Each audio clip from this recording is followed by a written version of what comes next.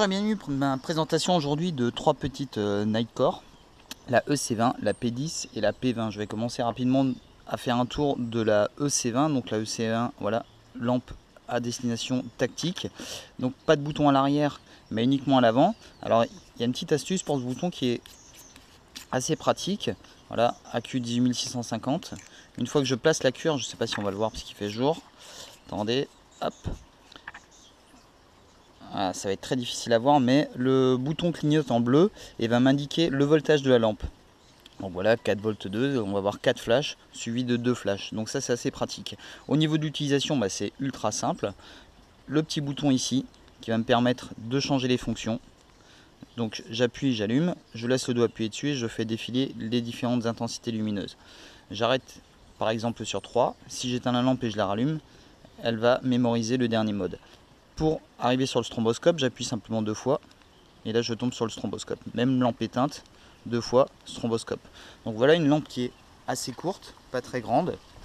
Donc vous verrez un peu sur les différents sites les données techniques de cette lampe. Là on est sur 960 bourrins, donc ça en voit pas mal.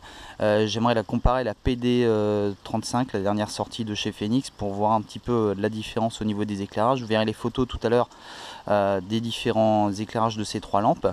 Ensuite on passe sur la P10, donc la P10 un petit peu plus longue comme vous le voyez, dû à deux petites choses. Ici on a déjà une bague de combat, donc la bague de combat c'est quoi? C'est comme son nom l'indique, pour le combat, pour briser une vitre éventuellement, pour faire des points de compression. Ça c'est assez intéressant pour ceux qui travaillent un petit peu la self-défense.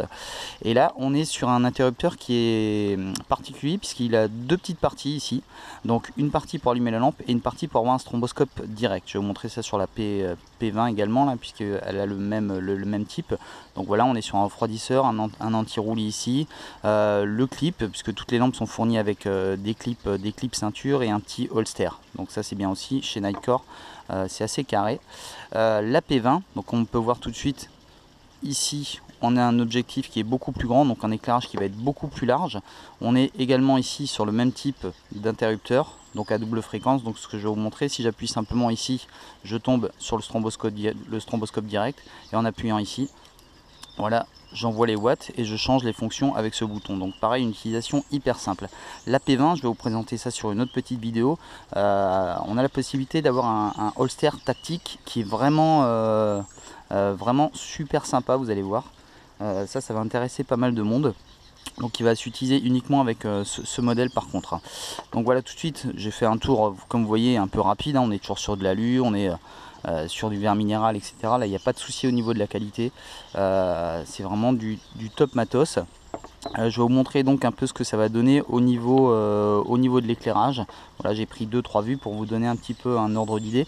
Donc je répète, là on est sur 960 lumens, là on est sur 800 lumens. Voilà, en sachant que celle-ci va éclairer forcément beaucoup plus large.